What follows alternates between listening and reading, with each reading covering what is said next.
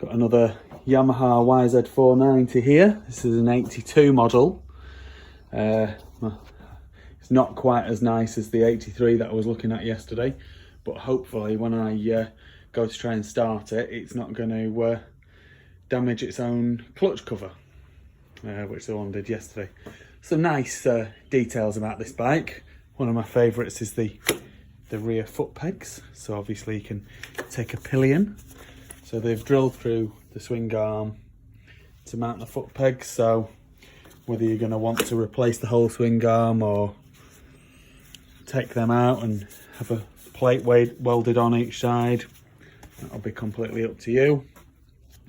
They've been running it with a uni filter, so when they lose part of the air box or whatever, they run these uni filters, which are not a great idea, I don't think.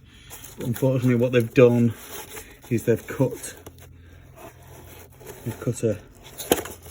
a bigger opening in the air box, so really you're going to need to try and find a new air box for this. She kicks over and has decent compression, which is what you need from these big two-stroke motocross bikes. Just looking here on the pipe, it looks as though the pipe may be cracked.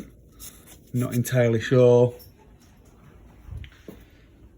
And then, I mean, the wheels look quite nice and straight, really. Obviously they weren't into washing this bike.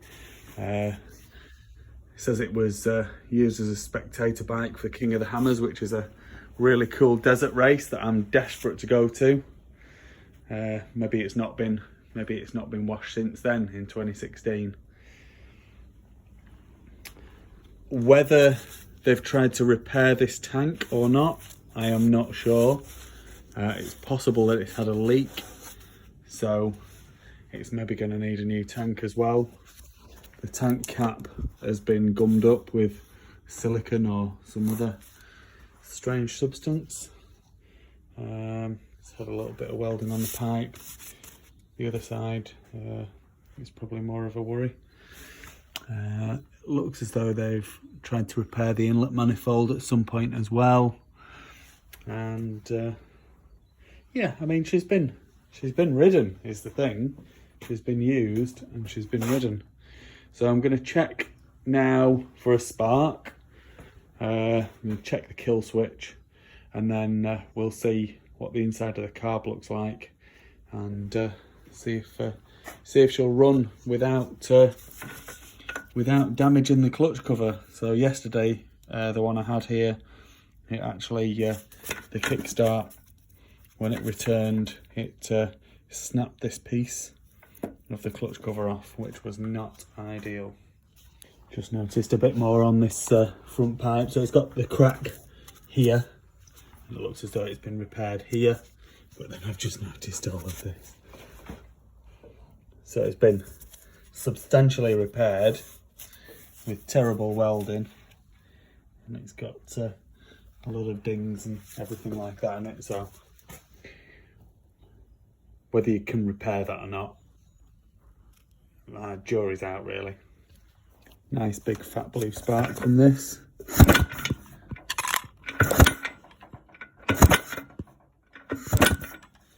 And the kill switch works. So that's a really, really good sign. So I'm going to check that it goes through the gears.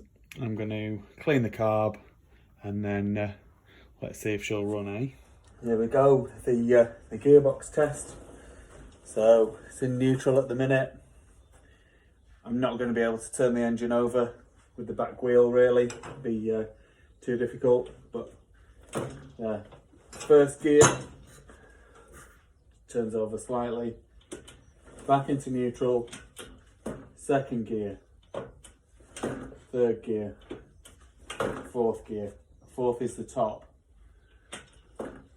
Third, second, first, back into neutral.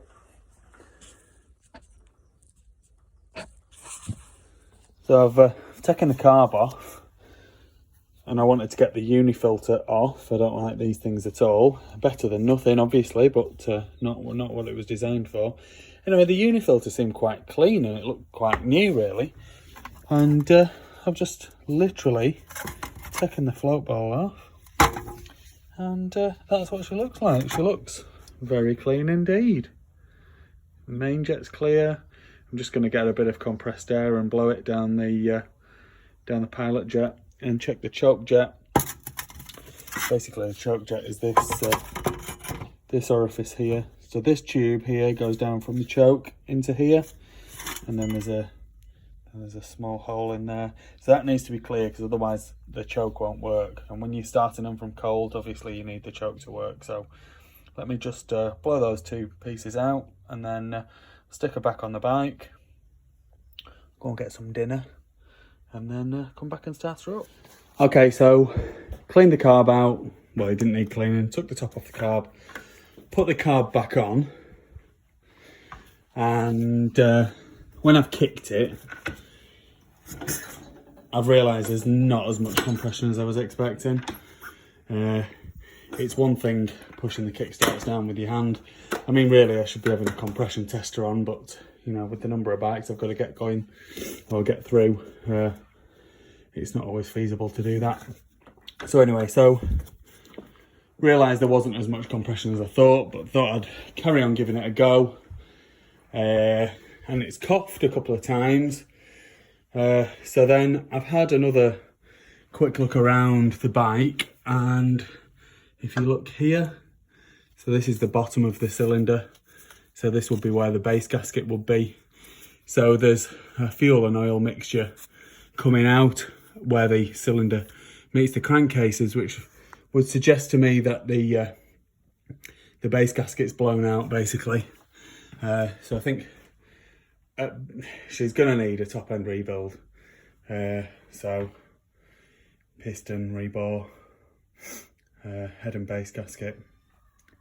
I've also noticed that this inlet manifold has also split a bit more, so that's going to need to be replaced too. So unfortunately I'm not going to be able to get this one going right now. There we go, another one.